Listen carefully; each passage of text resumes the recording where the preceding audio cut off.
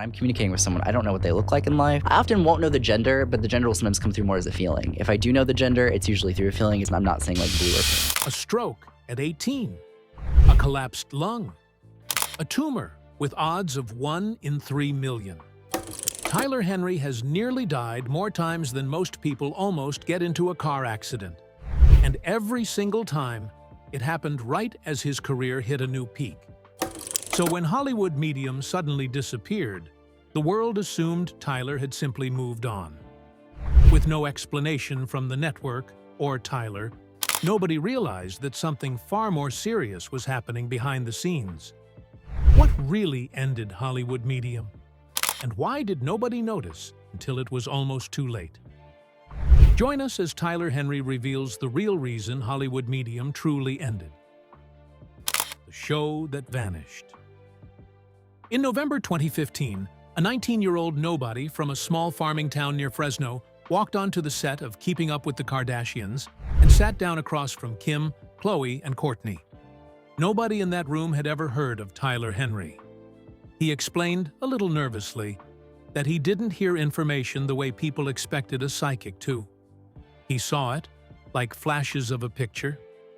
Then he told the sisters their late father, Robert Kardashian, was coming through. And within minutes, 3 of the most famous sisters on television were in tears on camera. 2 months later, E! Handed him his own show. Hollywood Medium with Tyler Henry premiered in January 2016, and it barely took a season for it to become appointment television. Kris Jenner and Kylie Jenner showed up next. Khloe became a regular. Then came the reading almost nobody expected. LaToya Jackson, sitting across from Tyler in the Season 3 finale, asking what her brother Michael had been thinking in his final moments. Tyler told her Michael was acknowledging that he never should have been left alone at the exact moment he needed someone watching over him, given that Michael's own doctor was later convicted of manslaughter for the propofol overdose that killed him. LaToya told the entertainment outlet 2Fab afterward that these were things nobody else could have known, and that whatever skeptics might say about the voice she heard, she believed it was her brother's. The bookings kept getting bigger. Chrissy Metz sat down and got connected to a friend she said had been unalived, along with a detail about her mother's health scare on the same night as an Emmys ceremony. Selma Blair was reunited, at least in feeling, with her first love who had passed away. Ryan Lochte got a message from his late grandfather tied directly to his Olympic gold medal. Snooki cried through a reading about her late uncle and came back for more. Jodie Sweetin was told her grandmother was proud of her recovery, and it landed hard enough that she could barely speak. Yet not every session was a clean win. Tyler has called a reading with Jana Kramer the most draining of his entire career, after struggling for most of it to connect with anyone on the other side. By his mid-20s, the TV show was almost the smallest part of Tyler's empire. He had published a memoir, Between Two Worlds, in 2016, followed by a second book, Here and Hereafter, in 2022. His wait list for private readings reportedly stretched past 300,000 names, roughly the population of a mid-sized American city, all waiting on one man's calendar. And the entire time, a vocal chorus of skeptics was working just as hard to take him down. Watchdog groups had been calling him a grief vampire since the week his show premiered, tracking him under a running Series 1 outlet nicknamed Operation Tater Tot, accusing him of cold reading, quietly fishing for information and feeding it back dressed up as spirit contact. One skeptic picked apart a reading with the late Alan Thicke, pointing out that guessing heart trouble was likely just playing the odds, since heart disease kills more American men than almost anything else. Tyler's answer, whenever reporters brought it up, was always the same. He said he welcomed the skepticism rather than running from it. By then, he'd already given more than 1,000 readings. When Thika's own widow asked him point-blank where her husband's spirit had gone, Tyler admitted he still didn't fully know. Behind all of it, there was real loss, too, the kind that never made it into a highlight reel. In February 2018, Tyler's publicist and close friend, Ron Scott, passed away suddenly. Tyler wrote online that the two had met at a talent search years earlier, and that Ron had been one of the first people to believe his ability could go somewhere. The man who spent his career telling grieving strangers what waited on the other side had to sit with that same grief himself, off camera, with no episode built around it. Then, without warning, the machine that had built all of this simply stalled. Season 4 shrank to 10 episodes, half its usual length, with no announcement to match. It aired, then nothing. Fans went looking for an answer and found only silence. A few months later, while stepping onto a stage for a live event, Tyler's lung collapsed underneath him. He spent weeks in a hospital bed. In the very same stretch of time, the rest of the world was learning the word lockdown. The show didn't end because the ratings failed or some hidden scandal broke. It ended right as the man at the center of it was quietly running out of body to give it. And that collapse wasn't even the first time his own health had ambushed him at the worst possible moment. The first time his body turned on him. Early 2014, 18-year-old Tyler was doing quiet readings for family friends years before any producer knew his name. And by every outward measure, he was a healthy teenager with his whole life ahead of him. A photo from that exact stretch of time still exists. Tyler in the backyard of his childhood home, doing small readings on camera for people in his hometown of Hanford, with no idea a television career was still 2 years away. An MRI would find the cyst only a week after that photo was taken.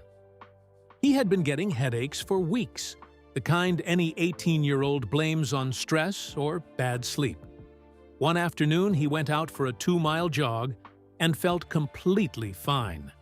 24 hours later, he was lying in a hospital bed being told that one wrong movement could kill him.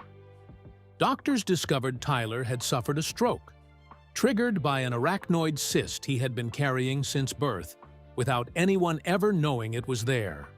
The cyst had suddenly started blocking the normal flow of fluid around his brain, and pressure was building with nowhere to go. Nurses gave him one instruction: don't move. The wrong jolt could rupture something that had been sitting in his skull for 18 years, waiting for exactly that moment to make itself known. He had spent his teenage years telling other people death was nothing to fear. Now, monitors were beeping beside his own bed, and none of it felt like the peace he had promised everyone else. He later admitted it's a lot easier to believe that from the outside than while your own body is the one under attack. The medication left him foggy. The headaches stopped feeling like pain and started feeling like something forcing its way out.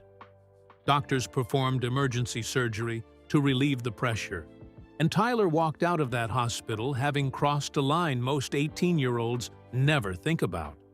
He had gone, in the space of one bad night, from a kid who talked to dead people for a living to someone who had personally stood close enough to the edge to feel its pull.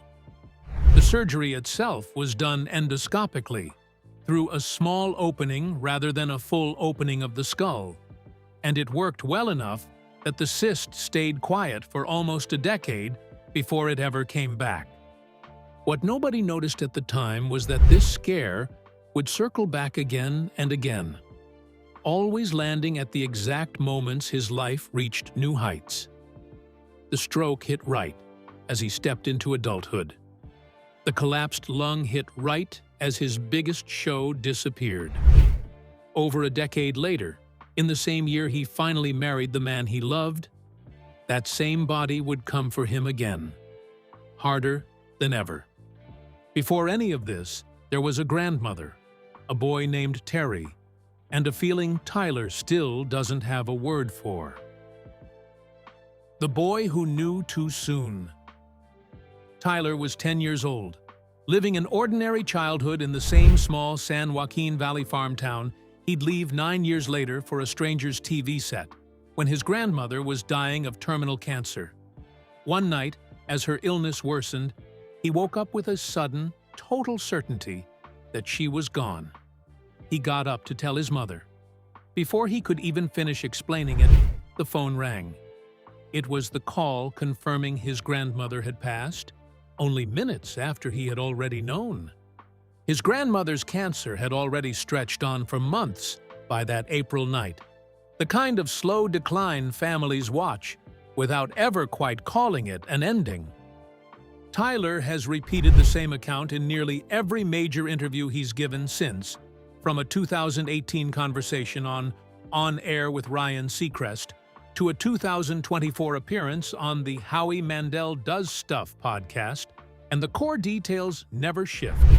A boy asleep, a knowingness that arrived without warning, a walk toward his mother's room that never finished. On that same 2024 podcast, Henry added a detail he rarely repeats elsewhere. His father had been in the room watching Tyler's grandmother die in real time, which is why the call cut through Tyler's sentence before he could get the words out. That overlap, a father witnessing a death in real time while his son sensed it happening from another room, is the part skeptics tend to skip when they wave the story off as a lucky guess about a sick relative. Most 10-year-olds are worried about spelling tests.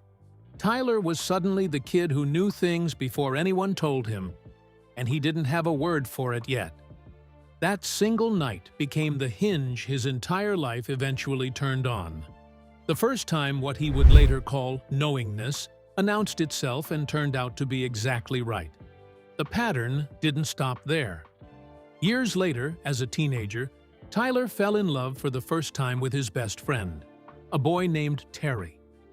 Terry had already survived childhood brain cancer once, the kind of survival story that convinces everyone around a person the worst is safely behind them. Tyler believed that too, until something shifted he couldn't argue his way out of. He got an unshakable impression that Terry's cancer was coming back, and that this time, Terry wouldn't live to see adulthood. Tyler didn't stay close once he knew. He's since admitted he pulled away instead, cutting Terry out of his own life, because he couldn't cope with carrying a truth Terry didn't have yet. He grieved his best friend before Terry had even died, quietly, with no one to explain it to. Then, shortly before the end, Terry reached out on his own and asked to see him one more time. Tyler still calls it hard to talk about. All he had back then was a feeling that wouldn't leave him alone. Then, exactly as the impression had warned, the cancer returned. And it took Terry before he ever reached the adulthood Tyler had feared he wouldn't see. For most teenagers, losing a first love is already among the hardest things they'll live through. Tyler got the added weight of having sensed it coming and being powerless to do anything but watch. It would have been reasonable for a loss like that to make him resent the very gift that let him see it early. Instead, it became one of the moments that convinced him the ability was real. He had already sat in the other chair, as the person desperate for one more sign that someone he loved wasn't simply gone. The next person to walk into Tyler's life came with a dead grandfather, a 2-week window, and a story Tyler wasn't supposed to be able to tell him. The one person he never predicted. Clint Godwin first found Tyler through that Kardashians clip, long before Tyler had a show of his own. Clint reached out for a private reading, and it wasn't a light one. Clint's grandfather had died by suicide, leaving behind the kind of silence that ordinary conversation can't get past. Somewhere in the middle of that session, Tyler found himself able to explain something to Clint and his mother that helped them understand why it had happened. He later said he got pulled immediately into the depth of what that family was carrying, the way you get swept into a friend's crisis before you've even decided to be friends. By the end of that first session, Clint's mother was crying. Clint wasn't saying much, and Tyler already knew this wasn't a client he could forget. Somewhere between the reading and the aftermath, Tyler and Clint ended up closer than either of them probably expected walking in. It grew from there, mostly outside the spotlight, which is its own quiet miracle, given how public the rest of Tyler's life already was. They dated for nearly a decade, weathering health scares, public doubt about what he did for a living, and all the ordinary wear and tear that tests any relationship, famous or not. In May 2025, after all those years together, Tyler and Clint got married at a courthouse in Beverly Hills. Tyler later joked that he had known Clint was the one from the moment they met, and that it might have been his best prediction yet. By then, Tyler had also quietly built an entire second act outside of E! In 2022, Netflix picked up Life After Death with Tyler Henry, a 9-episode series that earned him an Emmy nomination. 2 years later came Live from the Other Side, a much riskier format where Tyler walked out on stage not knowing who he would be reading until the lights came up. It was, by his own account, a direct answer to the skeptics who had spent a decade accusing him of doing his homework in advance. For a brief window, it genuinely looked like Tyler had landed in the settled, happy chapter he had earned. The marriage, the Netflix deal, a body of work that had clearly outgrown whatever quietly ended on cable back in 2019. It would have made a good place to end the story, if life had any interest in tidy endings. It didn't. At the courthouse, as they signed the papers, Clint looked up at the clock. It read 2:22, the same number his late grandfather used to send him. The wedding lasted 1 week before the next hospital bill did. The year everything came due. 1 week. That's how long Tyler got to just be a married man before his body pulled him back into crisis mode. Days after exchanging vows with Clint, he discovered a colloid tumor growing near the center of his brain, likely developing for years before anyone noticed. Doctors moved fast, and Tyler underwent surgery to remove it, later joking online that it was the tumor that got taken out, not his actual brain. The same dry humor that had made him easy to root for, even among people who never bought a word of his gift. For a while, it looked like it had worked. Tyler thanked his medical team, updated fans, and started settling into recovery.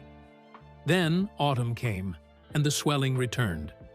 The same cyst causing problems in May was still misbehaving months later, and his medical team made the call. A third surgery, his second of the year. This one hit differently. Tyler's mind had always been the instrument of his entire career, the thing that let him sit across from strangers and deliver messages precise enough to leave them in tears. After this surgery, he was left with short-term memory loss so severe he compared himself to a goldfish, unable to hold on to more than a few minutes at a time. He battled aphasia, telling one outlet he'd sometimes go slow in responses, unable to find the word he needed. Tyler posted about it himself once he could, calling the cyst that had lived quietly in his brain since birth an unwanted roommate finally evicted for good. By December, Tyler was telling fans his memory was slowly returning, and that he had even started sketching and writing down fragments of what he remembered from the surgery itself, promising to share more when it felt right. The stroke at 18. The collapsed lung the year after his show vanished. 2 brain surgeries in 1 year, arriving 1 week after his wedding.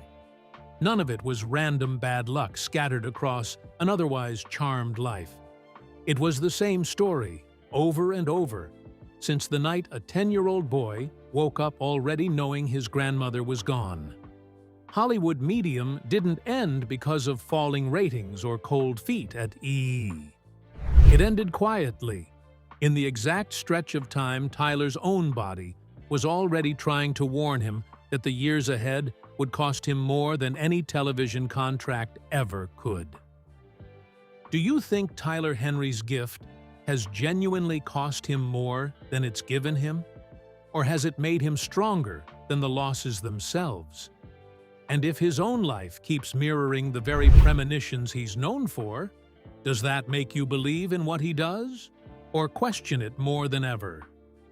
Share your thoughts with us in the comments section. Remember to like, share, and subscribe for more. Also, click the next video showing on your screen. You will enjoy it.